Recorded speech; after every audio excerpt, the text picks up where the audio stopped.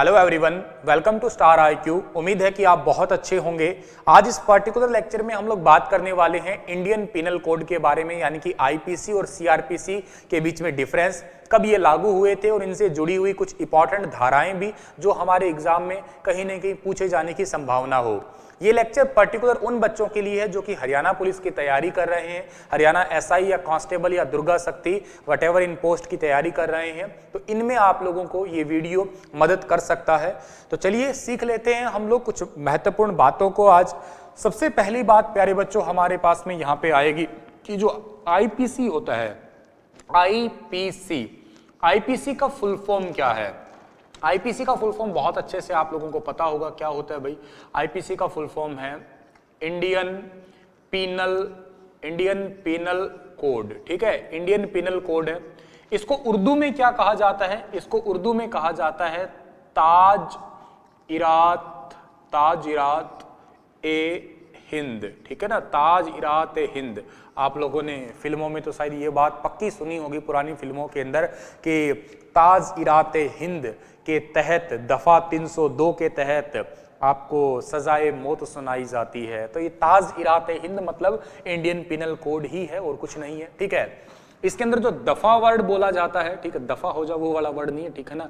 दफा का मतलब यहाँ पे आता है आपका सेक्शन आता है, सेक्शन को ही दफा कहा जाता है, या धारा भी आप लोग इसे कई जगह लिख सकते हैं, धारा भी इसे कहा जा सकता है। कितनी है जी ये है आपकी 511 यहाँ पे टोटल, ठीक है। उसके बाद में आती है बात कि IPC के अंदर टोटल चैप्टर जो है ना, चैप्टर वो कितने हैं, ठीक है ना। चैप्टर यानी कि अध्याय जो है ना वो कितने हैं जी। तो इस चैप्टर या इसके अध्याय की बात की जाए हमारी यहाँ पे, ठीक है ना, अध्याय की बात की जाए तो अध्याय जो है ना इसके अंदर वो है भाई टोटल 23, ठीक है, 23 अध्याय जो है ना वो है इसके अंदर हमारे पास में। उसके बाद ये बात की जाएगी कि सर सबसे पहले, ठीक है ना, सर लिख रहे हैं यहाँ पे क्या कि सबसे पहले इसका कमीशन कब आया था, ठीक है ना। सबसे पहले इसका जो कमीशन था, आपका कमीशन की जो कमेटी थी वो कब आई थी, ठीक है ना, कब आई थी। या इसको आप इंग्लिश में यूं लिख सकते हैं क्या भाई, आप लिखेंगे फर्स्ट लॉ ऑफ कमीशन, ठीक है। फर्स्ट लॉ ऑफ कमीशन जो है ना वो कब आया था? तो फर्स्ट लॉ ऑफ कमीशन जो है ना प्यारे बच्चों इसका आया था 1834 के अंदर आया था। ये बात आप याद रख लीजिएगा, 1834 के अंदर जो है इसका फर्स्ट लॉ ऑफ कमीशन आया था। ये एक इंपॉर्टेंट पॉइंट हुआ हमारे पास में यहाँ पे। उसके बाद में ये है जी इस कमीशन के चेयरमैन कौन थे, ठीक है, इस कमीशन के जो है ना वो चेयरमैन कौन थे ये भी बता दीजिएगा जी। तो बेटा इसके चेयरमैन जो थे ना उनका नाम था लॉर्ड मेकाले, ठीक है ना, इनका नाम था लॉर्ड मेकाले। क्या इनसे जुड़ी हुई कोई और बातें हैं क्या? अगर आपको याद आ रही है, भारत में कोई अंग्रेजी शिक्षा वाली बातें याद आ रही है तो कमेंट में बता दीजिएगा आप लोग, साल वगैरह, ठीक है। हिंट तो बहुत बड़ा दे दिया मैंने। एक्चुअली लॉर्ड मेकाले ही थे, इन्होंने ही क्या किया था, इन्होंने ही प्यारे बच्चों IPC का ड्राफ्ट तैयार किया था, ठीक है। IPC का जो ड्राफ्ट तैयार किया था वो लॉर्ड मेकाले ने ही तैयार किया था। IPC का ड्राफ्ट तैयार इन्होंने ही किया था, लॉर्ड मेकाले ने। इंपॉर्टेंट क्वेश्चन है, याद कर लेना बेटा आप लोग। अच्छा, और क्या बात है जी, इसके लिए कानून पारित किया गया था, ठीक है, इसके लिए भारत में कानून पारित किया गया था भाई IPC लागू होनी चाहिए, IPC लागू होनी चाहिए, इसके लिए कानून पारित किया गया था। कब किया गया था जी? कानून पारित किया गया था बेटा 6 अक्टूबर को, ठीक है, मतलब कानून आया था यूं कह लो आप लोग, ठीक है, वो था 1860 के अंदर, लेकिन इसे लागू किया गया था पूरे भारत के अंदर, ठीक है ना। ये जो लागू हुआ था IPC, ये लागू हुआ था 1862 के अंदर जो है इसे लागू कर दिया गया था। 1860 में कानून था, लागू 1862 में हुआ था, इतनी बात याद रखनी है।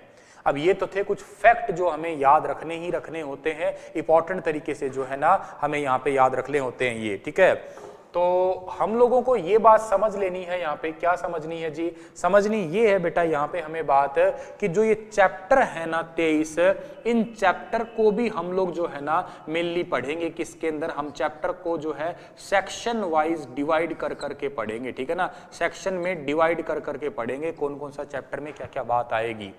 पर पहले तो आप लोग यूं समझो बेटा कि IPC है क्या। फैक्ट तो बाद में याद करवाना सर, पहले तो IPC है क्या ये बताओ। दो नाम आप लोगों ने बहुत ही अच्छे तरीके से सुने होंगे, ठीक है। एक तो आईपीसी सुना होगा और एक यहां पे मैं लिख देता हूं सीआरपीसी, ठीक है ना। सीआरपीसी, सीआरपीसी को हिंदी में कहा जाता है क्या भाई? सीआरपीसी को हिंदी में कहा जाता है दंड प्रक्रिया, ठीक है ना, दंड प्रक्रिया संहिता, इसके नाम से इसको हिंदी में पुकारा जाता है। इंग्लिश में तो क्रिमिनल प्रोसीजर कोड होता ही होता है, ये तो बात आपको अच्छे से पता है।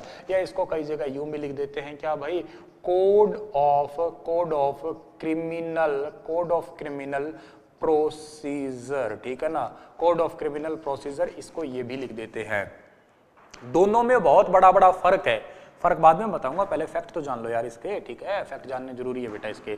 इसके लिए कानून कब आया था गुरुजी? तो इसके लिए बेटा कानून जो था ना आपका, वो था 1973 में पारित हुआ था, 1973 में हुआ था इसके लिए कानून पारित।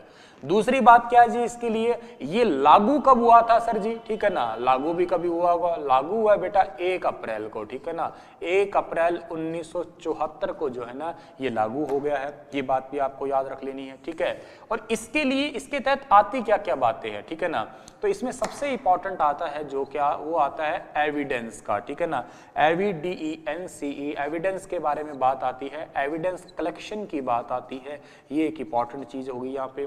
दूसरी बात क्या है कि अपराध की जांच करना, ठीक है जी, अपराध की जांच करना जो है ना ये इसी के तहत आता है, इन्वेस्टिगेशन ऑफ क्राइम यूं कह दीजिएगा आप लोग, ठीक है।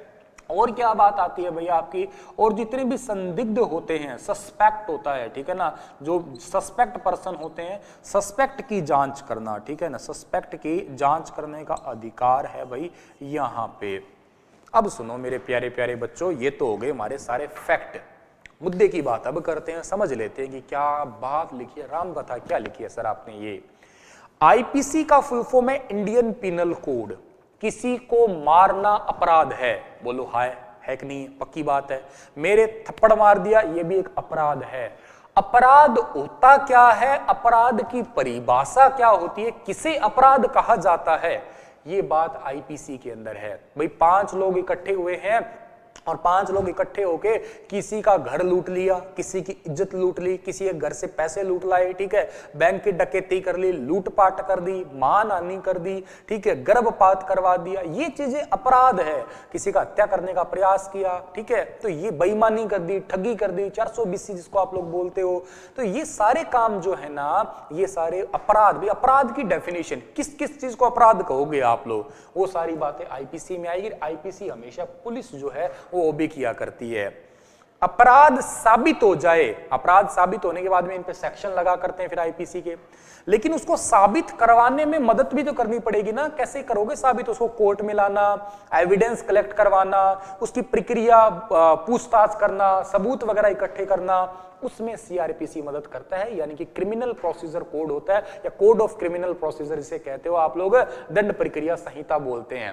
भाई इसकी क्या सजा होगी, सजा के लिए जो पूरा का पूरा प्रावधान चलेगा, पुलिस जो पूरी इन्वेस्टिगेशन करती है, जांच कर रही होती है, सबूत इकट्ठा कर रही होती है, गवाह इकट्ठे कर रही होती है, और उसको पेशी पे लेके आना, फला फला जो काम होता है वो सारा जो है सीआरपीसी के तहत आता है। तो ये बात आप लोग अच्छे से याद रखिएगा। सिविल जज वगैरह जो नॉर्मली सिविल, उस पे सीआरपीसी के तहत भी उसको जो है कब्जे में रखा जा सकता है जब तक उसकी पूछताछ नहीं चलती है। लेकिन यहां जो आईपीसी अपराध साबित हो जाए तो आईपीसी लगेगी, अपराध साबित नहीं हुआ तब तक सीआरपीसी पे काम चल रहा होता है, जांच प्रक्रिया जिसको आप लोग बोला करते हैं। अब ये फैक्ट पढ़ो तो भारत में आईपीसी का फुल फॉर्म है इंडियन पिनल कोड, इसको उर्दू में बोलते हैं ताज-ई-रात हिंद। सेक्शन है 511, चैप्टर है यहाँ पे 23। सबसे पहले कमीशन आया था, फर्स्ट लॉ ऑफ कमीशन आया था 1834 में। इस कमीशन के चेयरपर्सन का नाम लॉर्ड मैकाले था, जिन्होंने ही आईपीसी का ड्राफ्ट तैयार किया। कानून 6 अक्टूबर 1860 और ये पूरे भारत में लागू हो गया बेटा 1862 के अंदर। बहुत इंपॉर्टेंट डेटा है, याद कर लेना इसे आप लोग। इधर बात करो आप लोग, इधर इसको दंड प्रक्रिया संहिता कहते हैं, कोड ऑफ क्रिमिनल प्रोसीजर कहते हैं इसे हम लोग। कानून 1973 में पारित हुआ, लागू हुआ 1 अप्रैल 1974 को ये। और इसका काम एविडेंस कलेक्शन, अभी मैंने कहा सबूतों को इकट्ठा करना, अपराध की जांच करना, भी क्या अपराध है उसको साबित करने में मदद करना। मान लो आपने कह दिया कि सुनील सर ने मेरा कत्ल कर दिया, अरे इसको साबित तो करो पहले, कत्ल किया है कि नहीं किया वास्तव में। सुनील सर ने हमारे घर में चोरी कर ली, सुनील सर ने हमारा दिल चुरा लिया। आय हाय, सुनील सर ने दिल चुरा लिया, तो दिल कैसे कैसे चुराया बताइए तो सही। तो वो दिल चुराने का सारा प्रोसीजर तो बता दीजिए। सस्पेक्ट की जांच, ठीक है ना, संदिग्ध है, शायद सुनील सर ने ही दिल चुराया होगा और तो शायद कोई है नहीं है, तो इसको ही इसीलिए जो है ना सस्पेक्ट है सुनील सर, और इनकी जांच हो जानी चाहिए। तो ये बातें आप लोगों को याद रखनी है यहाँ पे, इसको आपको जो है स्क्रीनशॉट लीजिएगा। फिर कुछ इंपॉर्टेंट धाराएं आज मैं आपसे शेयर कर लेता हूं, और आज कुछ कर लेते हैं, कुछ आगे फिर कभी कर लेंगे हम लोग, ठीक है बेटा। लिख लिया इसके, स्क्रीनशॉट आप लोगों ने ले लिया होगा। अरे तो फास्ट तो हो ही आप लोग, सुपर फास्ट हो बल्कि आप लोग तो, ठीक है बेटा। तो हम लोग अब ये जान लेते हैं, कुछ एक इंपॉर्टेंट जान लेते हैं जो जो बहुत महत्वपूर्ण है। शुरू की 5-6 तो आप लोगों को वैसे याद रखनी पड़ेगी, ठीक है। जैसे मैं बात करता हूं, सबसे पहली आपको बात बताता हूं, 1 नंबर पे अगर आप याद करते हो तो इसके अंदर क्या रहती है भाई, संहिता रहती है, संहिता का नाम, ठीक है। संहिता का नाम कह दो, या जो संहिता होती है, धारा संहिता जिसको बोलते हो आप लोग, संहिता का विस्तार। ये पहली मैं इसलिए बता रहा हूं क्योंकि पूछा जा सकता है, डेफिनेशन वगैरह जो है वो शुरू में ही पूछी जाती है, तो शुरू में ही रहती है और कुछ नहीं है। क्या धाराएं होती है, कैसे लगेगी, फलाना दिमका, जो आपको मैंने बात बताई थी नहीं कि आईपीसी क्या है, अपराध क्या है, वो सारी बातें एक में ही है आपकी। 2 नंबर में बात आती है आपकी भारत के अंदर, ठीक है ना, भारत के अंदर, भारत के अंदर किसी ने अपराध किया है, ठीक है, भारत के अंदर किसी ने अपराध किया है, तो भाई उस अपराध की सजा भारत के अंदर भाई सिक्किम में कर दिया है किसी ने तमिलनाडु में कराया है, कोई जाके क्या कहते हैं केरल में जाके किसी की क्या कहते हैं छोरी छेड़ाया, वहां जाके गाना गा दिया, थाड़ा लंडूर मारी छोरी छेड़ दी, ठीक है, तो वो तो फिर आईपीसी लगा सकते हैं, बिल्कुल आईपीसी सेक्शन 2 की बात है यहाँ पे। नंबर 3 की बात की जाए यहाँ पे, तो भारत के बाहर, ठीक है ना, भारत के बाहर, ठीक है ना, भारत के बाहर। अब भारत के बाहर कोई अपराध करता है, भारत के बाहर सर जी कैसे, विदेश में जाके भी कोई करता है, तो उस पर भी विधि के समक्ष जो है ना फिर भारत में कानून लागू किए जाते हैं उस पर, ठीक है ना। पहले तो भारत का नागरिक है, वो पकड़ के लेके आएंगे, बेटा आ जाए यहाँ पे तू, ठीक है ना, और तूने वहां जाके क्या क्या हरकतें करी थी तो पता लग जाएगा, आईपीसी के 3 के तहत लगेगा, ठीक है जी। आईपीसी 4 की बात करते हैं बेटा आप लोग, ठीक है, तो इसमें क्या आता है, राज्य स्तरीय होता है कोई, ठीक है, राज्य या देशीय, ठीक है, राज्य या देशीय कह सकते हो आप लोग, मतलब किसी एक पर्टिकुलर राज्य में किसी ने अपराध किया है, कोई बात हुई है, तो उसके लिए आईपीसी 4 होगा आपका। उसके बाद मतलब सेंटर के विरुद्ध हो सकता है वो बात यहाँ पे। आईपीसी 5 जो आती है वो विधि वाली बात आती है, ठीक है ना, विधि। अब विधि क्या है जी, विधि का मतलब बेटा यहाँ पे ये है कि जो कानून होता है ना, विधि पर जो है अधिनियम, विधि पर अधिनियम, विधि पर अधिनियम का प्रभाव ना होना, ठीक है ना, प्रभाव ना होना, ठीक है ना, प्रभाव ना होना। भाई कानून के ऊपर ना ये फालतू सारी चौंचले नहीं चलेंगे, जैसे अभी सब पे कानून लागू हो सकता है लेकिन राष्ट्रपति पे तो नहीं होगा, देश का प्रथम नागरिक है भाई, तो ये थोड़ी बातें ध्यान रखने वाली बातें हैं यहाँ पे, ठीक है ना। दूसरी बात ये कि विधि पर अधिनियम का कोई प्रभाव नहीं पड़ता है, सिंपली आप ये याद रखना, विधि यानी कि कानून पर अधिनियम का कोई प्रभाव ना पड़ना, ये आईपीसी सेक्शन 5 में लिखा गया है। ये 5 तो आप ऐसे याद कर लो, बाकी कुछ है कि आपको मैं कटवा याद करवा देता हूं जो ज्यादा जरूरी है आपके लिए, ठीक है।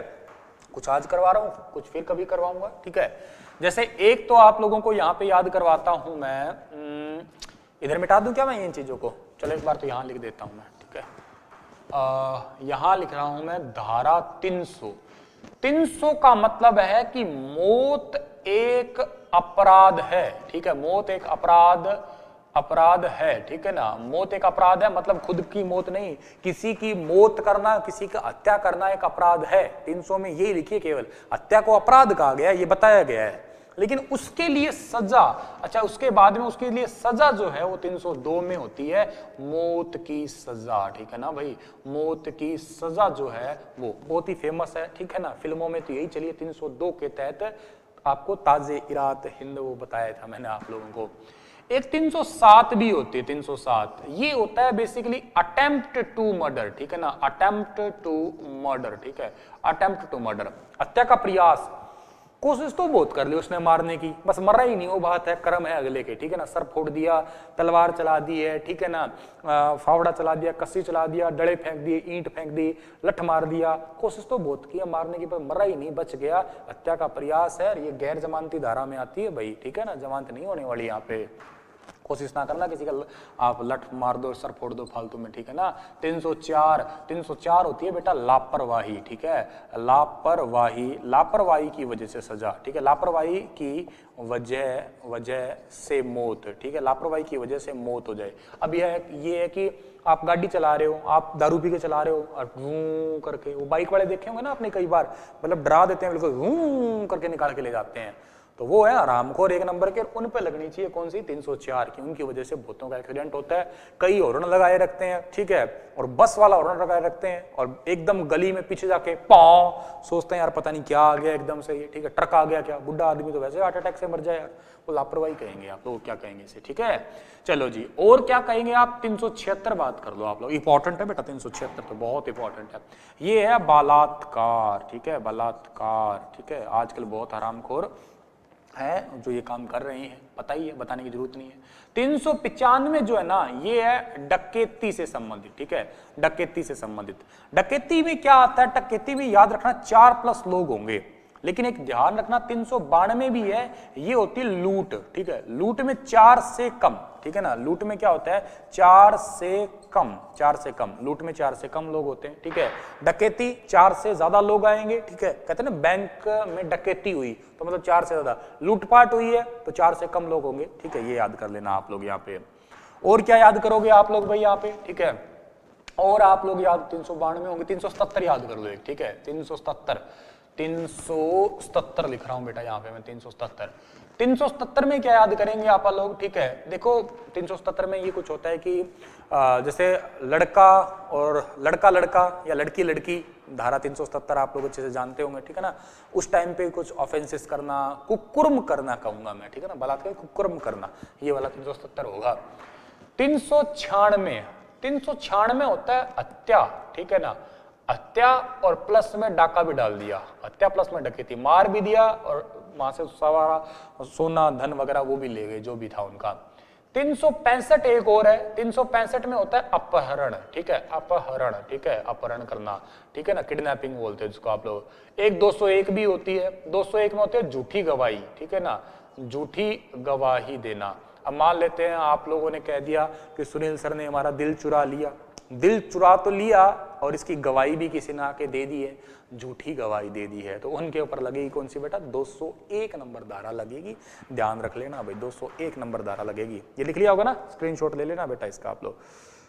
चलो तो भाई और कौन सी होगी जी, और बात करते हैं हम लोग, 201 होगी है, और बात करते हैं हम लोग 141 कर लेते हैं, ठीक है, 141। इसमें क्या होता है कि 5+ लोग इकट्ठे हुए हैं और कानून को फेल करने के लिए, ठीक है ना, कानून को बंद करने के लिए। अब देखो रिसेंटली अब किसान आंदोलन वगैरह चल रहे हैं, कानून को रद्द करने की कोशिश की जा रही है, तो इन पे धारा अगर लग रही है तो 141 लग रही है, ठीक है। अब भले ही 5 से ज्यादा इकट्ठे हैं, धारा 141 के अंदर ही लगेगी, ठीक है, ये बात याद कर लेना आप लोग। और भी क्या याद करेंगे, 310 याद करेंगे, 310 ठगी के बारे में बताता है, ठग, ठीक है। अब ठग क्या होता है, अब किसी का बच्चा चुरा लिया, पैसे चुरा लिए, मार वगैरह दिया, सारे काम ठगी होती है, ठीक है। और कौन सी याद करेंगे, 312 याद कर लेंगे हम लोग, ठीक है। 312 क्या कहती है अभी, गर्भपात, ठीक है, गर्भपात। अब गर्भपात बहुत ही खतरनाक है, मिसकैरेज करना, और जानबूझ के, देखो कोई प्रॉब्लम है शरीर के अंदर और मतलब करना ही है तो फिर तो सरकार भी अलाउ करती है, लेकिन जानबूझ के गर्भपात करवाया जा रहा है तो भाई 312 के तहत बहुत बड़ी सजा हो सकती है, ठीक है ना, 3 साल तक की सजा हो सकती है, इसके अंदर थोड़ा सा ध्यान रखें आप लोग। 300 उसके बाद में 51 है एक, ठीक है, 351 भी याद कर लो।